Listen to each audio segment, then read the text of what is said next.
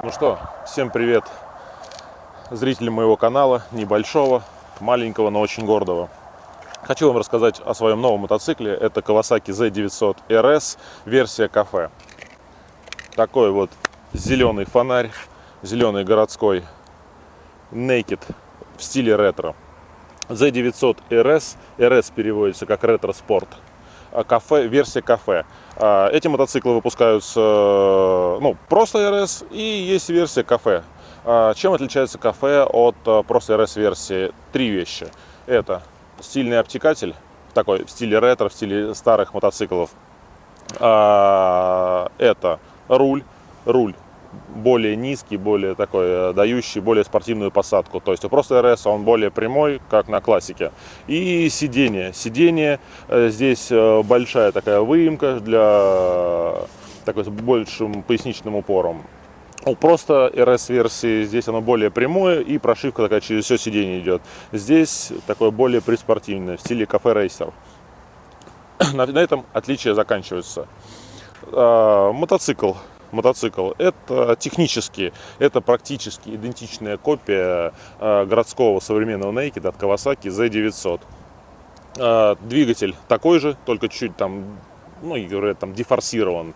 То есть у Z900 он выдает 125 лошадиных сил, здесь он выдает, по-моему, 111 лошадиных сил.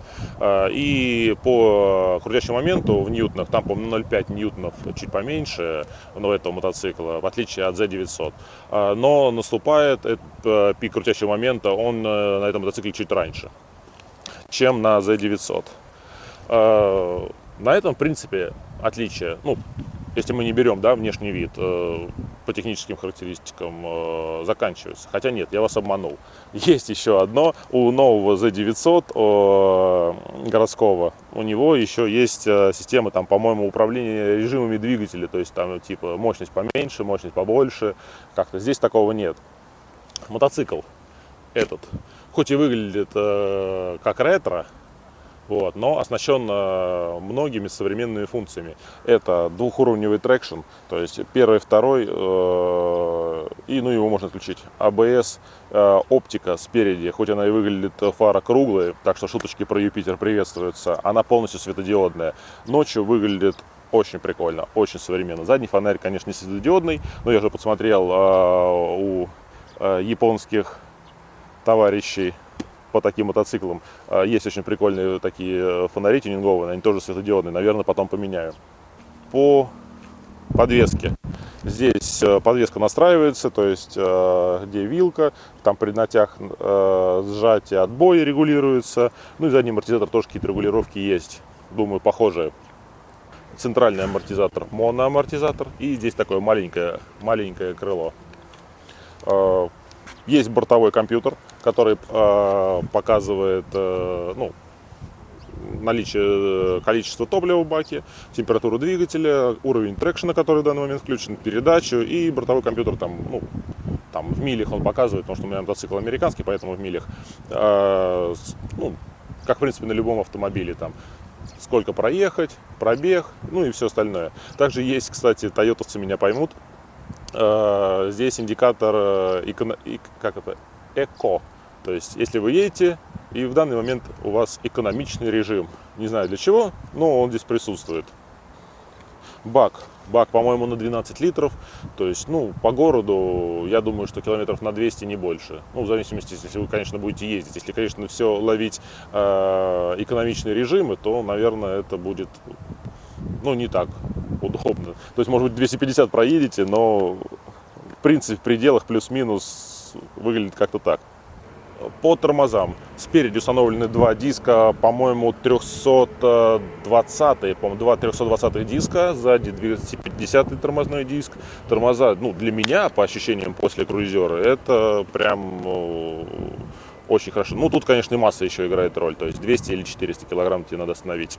Задний баллон 180-й задний, то есть выглядит, в принципе, довольно достойно, когда сзади едешь. Такой, не спортбайк, конечно, с большим баллоном, но очень по-современному. Мотоцикл весит 213 килограмм, плюс-минус в зависимости от версии. То есть кафе у вас версия, там обтекатель присутствует или нет, или просто RS. 213 килограмм для городского байка, в принципе, очень неплохой вес.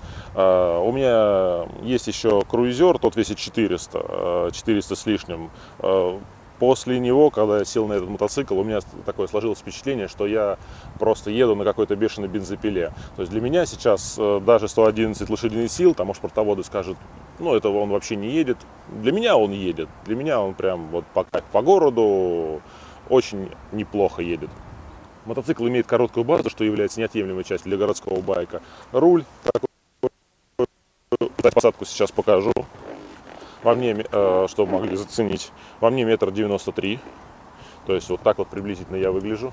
Когда я его выбирал, у меня были сомнения по поводу этого мотоцикла, то что мало ли, он может мне просто не подойти по размерам. То есть не будет ли он маленький, не будет ли на нем смотреться как медведь на велосипеде. Но я думаю, что все отлично, все совпадает и очень неплохо смотрится. Вот, кстати, за счет руля, если можете видеть, то есть посадка чуть наклоняется вперед, заднее сиденье.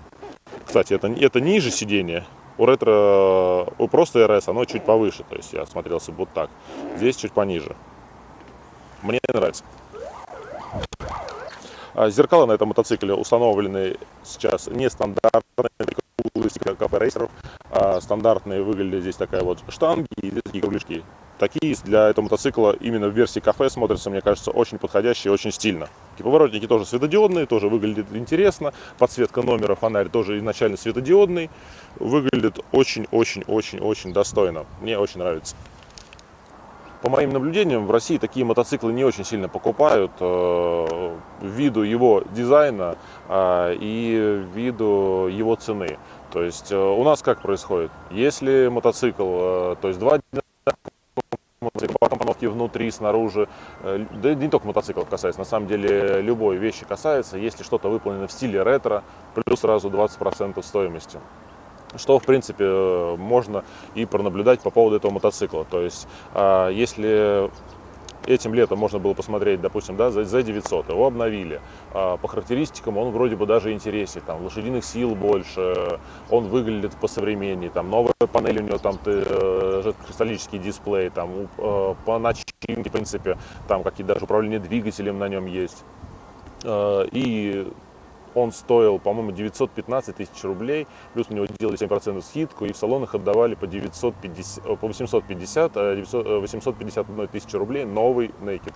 Вот этих мотоциклов в салонах их очень мало, и, по-моему, они продавались где-то даже 2019 года, стоял в салоне где-то 975, или, ну, 950-975 его отдавали. Ну, как бы, если вот, допустим, человек приходит и, как бы, современный мотоцикл как бы стоит дешевле. Наверное, все-таки, допустим, молодые ребята или там девчонки посмотрят, наверное, ну, как и я сам, в принципе, смотрел, думаю, может быть, современный взять. Вот. Ну, как-то душа лежала к ретро, вот поэтому взял такой мотоцикл.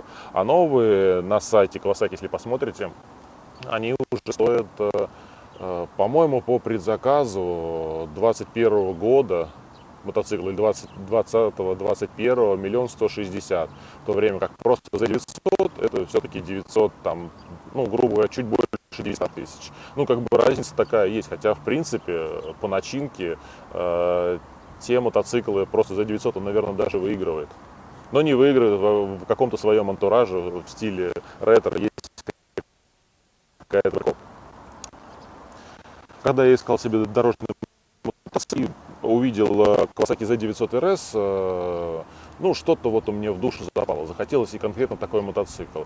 Начал изучать и находить информацию по поводу мотоцикла и понял то, что вот в Японии их очень любят, эти мотоциклы. У них очень такое неплохое комьюнити, они там собираются в компании под 15-20 мотоциклов. Именно вот на Kawasaki, именно RS. То есть не на просто Z900, может быть там тоже, конечно, есть, я не так сильно изучал, но вот именно Z900 RS у японцев это прям вот что-то. Они собираются в компании, катаются на таких мотоциклах, тюнингуют их там по-своему. То есть вот сейчас мотоцикл, в каком виде он выглядит, это вот полный сток. У японцев, то, что я заметил, у них есть два направления тюнинга таких мотоциклов. Либо они его дальше, более к современному виду приводят, то есть такое больше такое неоклассик хай-тек, я бы назвал. То есть, что, ну, зеркала, да, у меня стоят уже не оригинальные такие резоны в стиле рейсеров. Они там делают какие-то под карбон накладки. Есть там здесь какие-то накладки под карбон, карбоновые крылья, ну или какие-то более такие современные. Какие-то там стекла с другой там аэродинамикой. Задние амортизаторы меняют, там есть Йолинс, можно поменять. Выхлоп, само собой, в первую очередь на доработку идет. Хвост задний, который здесь вот у меня есть, стоковый, да, пластиковый убирают, ставят только такую маленькую табличку под номер, чтобы задний баллон был пошире виден. Много всякого такого прикольного. Задние крылышки, то есть тут под карбон тоже затягивают. То есть мотоцикл такой смотрится, наверное, как вот Neo Classic, только более современный. Наверное, что-то типа BMW R90. Либо второй стиль, это полностью приведение в ретро. То есть они из этого мотоцикла делают, например, расскажу, то есть, допустим, этот мотоцикл, они убирают центральный амортизатор и ставят два маленьких амортизатора по бокам, чтобы это смотрелось вообще по-олдскульному. Заднее крыло вот это тоже убирают и ставят вместо него, такая есть накладка, как стальное крыло продолжение. Ну, как на старых, вот, допустим, если вы меня понимаете, там Юпитер, Планета, вот, старое стальное крыло. А переднее, по-моему, тоже стальное крыло делают. Ну, вот осталось только еще старую овечью шкуру на сиденье кинуть, и тогда будет вообще по кайфу. Когда я выбирал этот мотоцикл, думал о покупке, вынашивал эту идею, я поделился своими мыслями там с парочкой своих друзей. Они, посмотрев на фотографию этого мотоцикла, сказали: «Влад, ты чё? Ты чё?» Говорит, это что такое? Это какой-то просто Юпитер, не бери, это вообще какое-то просто убожество. Просто не думай об этом, это вообще какой-то зеленый фонарь. Говорит, ты по городу будешь лететь, тебе там будут говорить: «О, глянь, зеленый фонарь полетел». Ну, какие-то такие возгласы были. Не знаю почему, но вот было такое отношение. Но когда я его все-таки привез, купил, привез, на нем приехал, посмотрели, и как-то вот немножко все это стало выглядеть по-другому. То есть, значит, подошли такие и говорят: «О, блин, слушай, да как-то он на фотках выглядит не так кайфово. На фотках он как-то херово выглядит, как какой-то какой-то дедушкин Юпитер. А здесь прям, ну, прям очень атмосферный, очень кайфовый, очень интересный мотоцикл. Сели, прокатились, да, кайф. То есть этот мотоцикл, его нужно видеть вживую, чтобы ощутить всю его эстетику. По фоткам это, конечно, это не то. Я думаю, что это применимо к любому мотоциклу, к любому автомобилю, да к любой вещи. Ну что, я думаю, пора показать внешне этот мотоцикл. Вот так он выглядит. Вот это фара. Фара от старого Юпака, как сказали бы некоторые. Планета, Юпитер. Но она полностью светодиодная. Светит, кстати, очень прикольно, очень кайфово. Когда включаешь зажигание, так загорается только нижняя половина. Ну, так очень прикольно, по-современному смотрится. Когда заводишь мотоцикл, то уже, конечно, горит и вся фара, светодиоды. Не знаю, сколько там, 9 светодиодов. Нет, не 9, может быть 6. 6, наверное, светодиодов. Так она выглядит. Такие вот зеркала в стиле кафе рейсер. Обтекатель, светодиодные поворотники, двигатель 4-цилиндровый с такими ребрами. Ну, наверное, типа, вот, чтобы показать, что ретро все-таки стиль. Задний баллон 180-й. Вот так задний хвост выглядит. Вот этот фонарь, который... Он не светодиодный, но можно в перспективе будет, наверное, поменять на светодиодный. Хвост пока не решил, буду я его убирать, не буду. Кстати, уже заказал, мне уже пришел маленький хвост, чтобы убрать вот эту вот пластиковую вещь, бандуру. И поставить сюда маленький такой аккуратненький под номер хвостик. Задний хвост, такой вот глушитель, двигатель, аббревиатура RS, Kawasaki. Вот так вот он выглядит.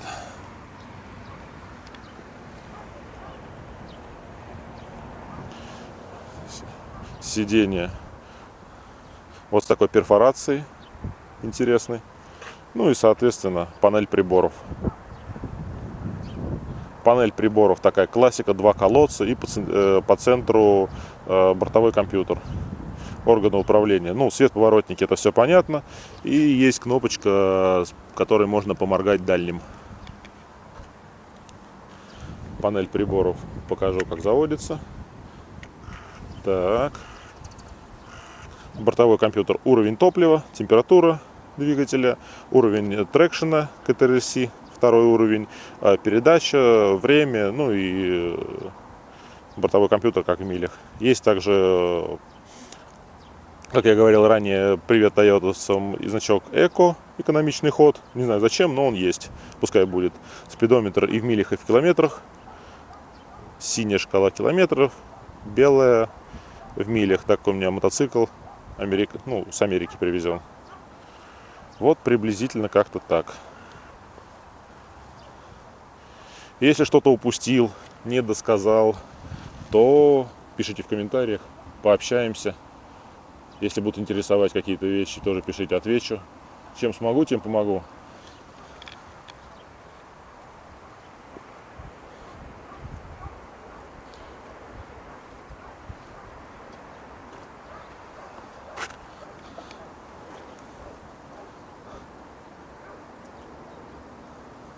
Ну что, всем пока, всем удачи. Пишите, подписывайтесь, если кому интересно. Можете просто даже лайк поставить, тоже буду благодарен. Все, всем пока.